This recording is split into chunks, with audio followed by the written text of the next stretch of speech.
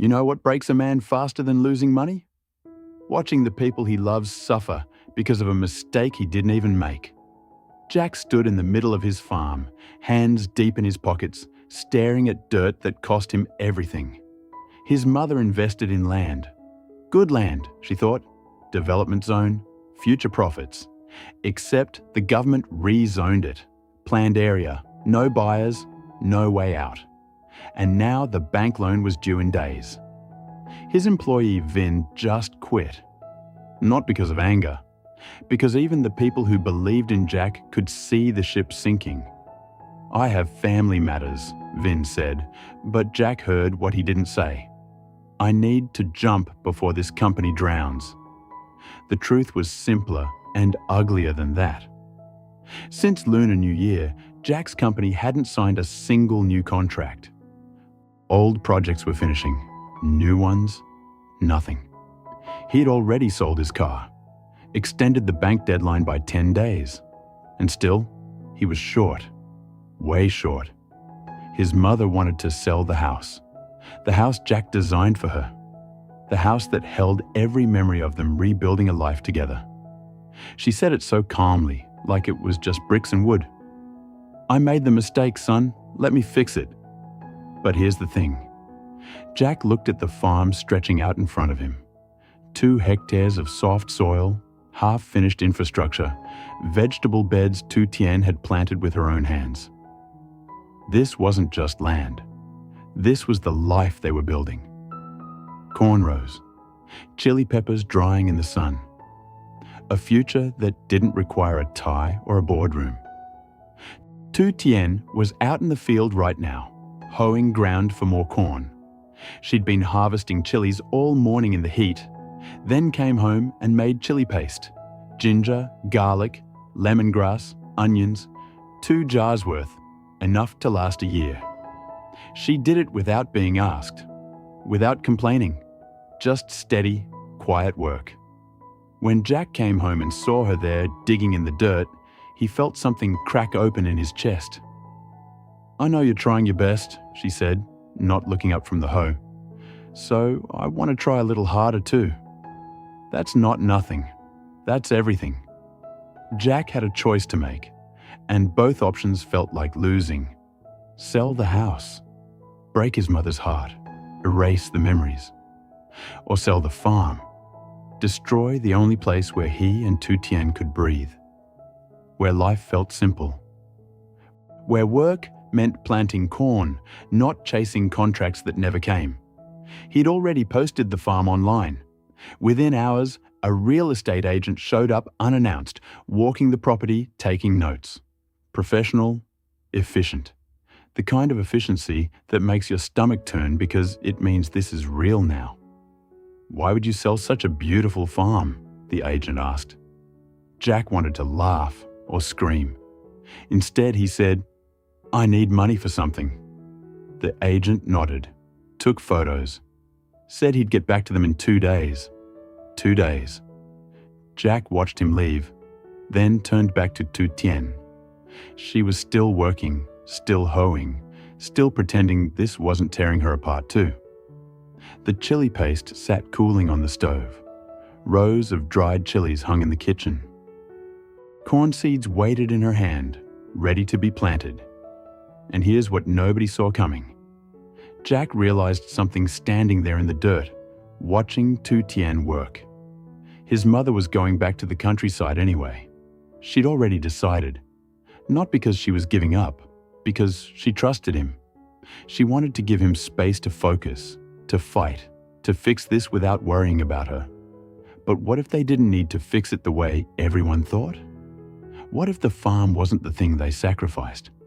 What if it was the thing they kept? Tu Tien straightened up, wiping sweat from her forehead. "The real estate agent seemed interested," she said quietly. Jack didn't answer right away. He was doing math in his head. Selling the farm would bring in money, but not enough. Even if they sold it, they'd still be short. His mother had already said so. "We'll still be short, but we can manage." Manage. That word again. Code for "we'll survive, barely." But if they sold the house instead, the house in the city, the one with all the memories, they could keep this, keep the land, keep the life that was just beginning to take root. Tu Tien, he said. What if we don't sell the farm? She looked at him, confused, hopeful, scared to hope. What if we sell the house and stay here? He continued. Mom's going back to the countryside anyway. She said she wants to relax, be near family. And you and I, we're here every day already. This is where we work. This is where we... He didn't finish the sentence. He didn't need to. Tu Tien set down the hoe. The house is full of memories, she said softly. Your mother loves that house. I know, Jack said. But you know what my mother loves more? Seeing me happy, seeing us together. She told me this morning, she said, as long as you and I are happy, she's happy, whether we're struggling or not. The wind picked up, carrying the smell of fresh turned earth and chili paste and something else. Something like possibility. We're still young, Tu Tien said, echoing words she'd spoken earlier. We can start over. Jack nodded. Then he picked up the hoe and started working beside her. Because here's the truth they both understood, without saying it out loud. Money comes and goes. Houses can be rebuilt. But this quiet partnership, this shared work, this farm where love looked like planting corn together, this was the thing worth keeping. The real estate agent would call in 2 days with an offer for the farm. Jack was already planning what he'd say. No. The next morning started the way most mornings did now, with Tu Tien already awake, already working. Jack found her in the kitchen, jarring the chili paste they'd made yesterday. 2 glass containers sat on the counter, filled with red-orange paste that smelled like every good meal they'd ever shared. She'd labelled them in her neat handwriting. One for the house, one for the farm. Except they might not have both places much longer. Morning, she said without turning around. Her voice was steady, but Jack knew her well enough now to hear the question underneath. Have you decided yet? He hadn't slept. He'd spent the night doing math that didn't add up no matter how many times he ran the numbers. The bank loan, the frozen investment, the company bleeding money with no new contracts. His mother's quiet sacrifice, Tu Tien's unwavering faith in him, and the farm. Always the farm, sitting at the center of every equation, like a heartbeat. I'm going to call the real estate agent today, Jack said. Tu Tien's hands stilled on the jar lid. Okay. That's all she said. Okay. Not which property? Not are you sure? Just trust, wrapped in a single word that somehow made the decision both easier and harder. Here's what happened next. Jack went to the company first. He needed to face it. The empty office, the unfinished projects, the phone that wasn't ringing with new business. Ms. Lone, his accountant, was already at her desk when he arrived. Vin's final paycheck is ready, she said, with the extra 10 million you requested. Jack nodded. 10 million Zhong, roughly $400 was all he could offer a loyal employee who was jumping ship. It felt insulting and generous at the same time. The math of crisis. Ms. Lone, Jack said, I need you to do something for me. She looked up, reading his face. Get me the paperwork to list the house, the one in the city. I want it ready by tomorrow. Her pen stopped moving. The house? Not the farm? Not the farm. There was a long pause. Then Ms. Lone pulled out a different folder, one Jack hadn't asked for yet, but she'd apparently prepared anyway, because good accountants see the cliff before you drive off it. Property valuation, she said quietly. For both. I ran the numbers last week. Jack opened it, looked at the columns. The house would sell for more. Location, infrastructure, memories converted into market value. The farm was worth less on paper, but the gap wasn't as big as he'd feared. And here's the thing that changed everything. If you sell the house, Ms. Lone said, and if the real estate market hasn't completely frozen, you might actually clear the debt. Not easily, but possible. Might. Possible. These were the best words Jack had heard in weeks. He called his mother from the office. She answered on the second ring, like she'd been waiting by the phone. "Mom, I've made a decision." "I know you have, son." Her voice was calm. Tired, but calm. "Whatever it is, I support you. We're selling the house, keeping the farm. And I want you to know, this isn't about the money. Not entirely. It's about where we belong now." The silence on the other end lasted so long, Jack thought the call had dropped. Then his mother spoke, and her voice was different. Lighter. "I was hoping you'd say that." Jack blinked.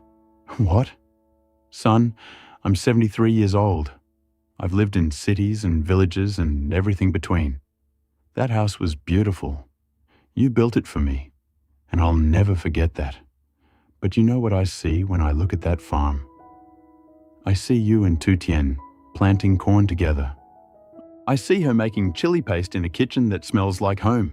I see my son finally breathing like he's not drowning." Jack's throat went tight. "I'm going back to the countryside anyway," she continued. "I have family there, cousins who still remember me. I'll visit you and Tu Tien at the farm. We'll have meals together. And when I'm gone someday, which won't be soon, don't argue, you'll have land. Real land. The kind that grows things. The kind that lasts." It wasn't the response Jack expected, but maybe it was the one he needed. "Okay, Mom," he said. "Okay." When he got back to the farm that afternoon, Tu Tien was exactly where he'd left her, in the field, finishing the corn rows.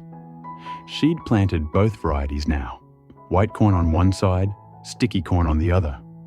Organized, hopeful, planning for a future that included chickens they didn't have yet and meals they hadn't cooked. Jack grabbed the second hoe and joined her. They worked in silence for a while, the kind of silence that doesn't need filling. Then Tu Tien said, "The real estate agent called." Jack's hands tightened on the hoe. "And?" "He has a buyer for the farm. Good price, fast closing." He sounded excited. Jack nodded slowly. Then he pulled out his phone and dialed the agent's number.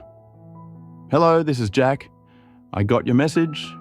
"Yes, about the farm. I appreciate the offer, but I need to tell you something. We're not selling the farm anymore. We're selling the house instead. The one in the city?" "Yes, I'm sure." "Can you list it?" "Good. I'll send you the details tonight."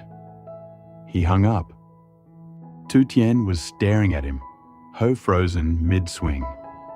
"We're keeping this," Jack said, gesturing at the land around them. "This is home now. And here's what nobody tells you about making hard choices.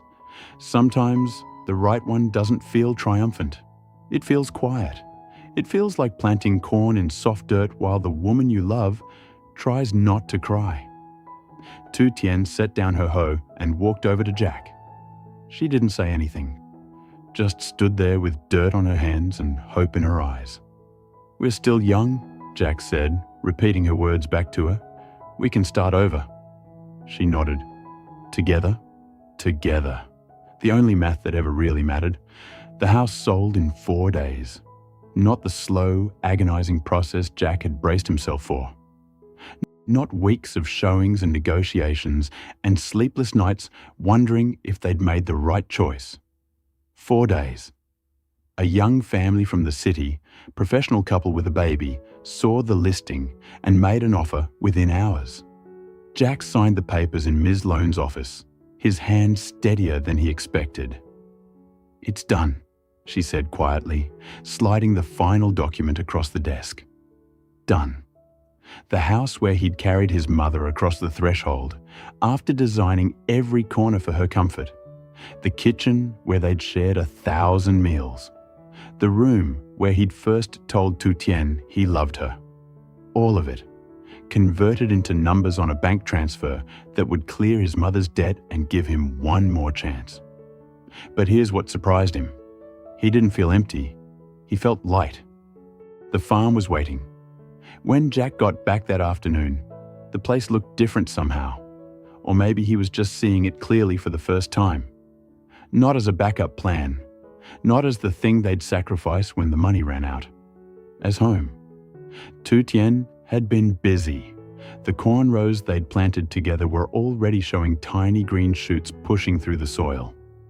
She'd hung wind chimes near the kitchen, cheap ones from the market, but they caught the breeze and made the whole farm sound like music. And on the small porch, she'd set up 2 chairs facing the field. "I thought we could sit here in the evenings," she said when she saw him looking. "Watch things grow." Jack pulled her close. "The house sold." She went still in his arms. "Already?" "Already. The money clears tomorrow." "We're okay, Tu Tien. We made it."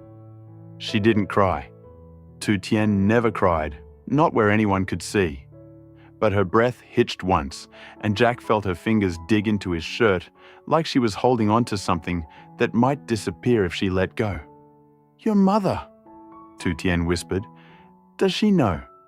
"She knows. I called her from the office. You know what she said?" "What?" "She said, 'Good. Now, stop worrying and start living.'" They stood there for a long time, holding each other in the doorway of a farm that was officially, legally, permanently theirs now. No more contingency plans, no more backup options. Just this, 2 hectares of soft earth and hard work, and a future that smelled like chili paste and corn silk. And here's where the story gets good. 2 weeks later, Jack's mother came to visit. Not to stay. She was settled in the countryside now, living with cousins who doted on her, sleeping late and eating well, and finally resting. But she wanted to see what they'd built. Uncle Dung drove her. He'd bought the lower farm section months ago, and now he pulled up in his truck, grinning like he knew a secret. "You kept it," Dung said, climbing out and surveying the land. "I was betting you'd sell. Glad I was wrong." Jack's mother moved slower these days, but her eyes were sharper. She walked the property like a general inspecting troops, checking the corn, growing strong, tasting the chili paste, perfect spice level, examining the kitchen where Tu Tien had hung the dried peppers. "This," she said finally, standing in the middle of the field with wind in her hair, "this is what I wanted for you." "What do you mean?" Jack asked. "When you were little, you used to build things. Legos, blocks, anything you could stack. And I'd ask what you were making. And you'd always say the same thing. A place where people can be happy. Not rich, not famous, happy." She turned to face him. "You finally built it, son." That evening, they had dinner on the farm. Nothing fancy. Just sticky rice, grilled pork, the vegetables Tu Tien had grown herself, and that chili paste that made everything taste like victory. Uncle Dung told bad jokes. Jack's mother laughed harder than she had in months. Tu Tien kept refilling everyone's plates, quiet and happy in that way she had. And Jack sat there thinking, this is what we were fighting for.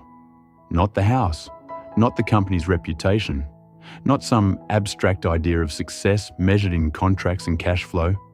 This, family around a table, food grown from dirt they'd tilled together, a mother who could finally rest, a woman who loved him enough to plant corn in the sun while he figured out how to save them. After dinner, when Uncle Dung and his mother had left, Jack and Tu Tien sat in those 2 chairs facing the field. The wind chimes were singing. The corn was growing. The sky was doing that thing it does at dusk, where you can't tell if it's ending or beginning. "I want to register our marriage," Jack said suddenly. Tu Tien turned to look at him. "My mother mentioned it before," he continued. "She said you should have proper status. But that's not why I'm asking. I'm asking because I want everyone to know. This farm, this life, This future, it's ours. Together. Official. Tu Tien smiled. It started small, then grew until Jack could see it in her whole face. "Okay," she said. "Okay? I've been waiting for you to ask." They registered the next week. Simple ceremony at the local office, just paperwork and signatures, and 2 witnesses pulled from the street. No fancy dinner, no white dress. Just the legal recognition that they were building this life as partners. When they got back to the farm that afternoon, there was a message waiting from an old client, a company Jack had worked with 2 years ago. They had a new project, mid-sized contract. Nothing huge, but enough to start rebuilding the company. Enough to prove that maybe the drought was ending. Jack called them back and scheduled a meeting. But first, he helped Tu Tien finish planting the second crop of corn. Because that's what mattered now. The work you could touch. The ground that gave back what you put into it. The person beside you who never stopped believing, even when the money ran out and the house sold and everything looked impossible. They worked until sunset, side by side in the dirt, planting seeds that would become food, become future, become proof that you can lose everything and still have enough. When they finished, Tu Tien wiped her hands on her pants and looked out at the field, corn in neat rows, chili peppers drying in the breeze, a home that was theirs now, really theirs. "You know what?" she said. "What?" "Being with you, whether we eat corn, potatoes, or bananas, I'll still feel happy." Jack laughed. It was the first real laugh in months, the kind that comes from your chest and means it. "In short," he said, pulling her close, "you'll always have corn, bananas, and potatoes." And they did. They really did.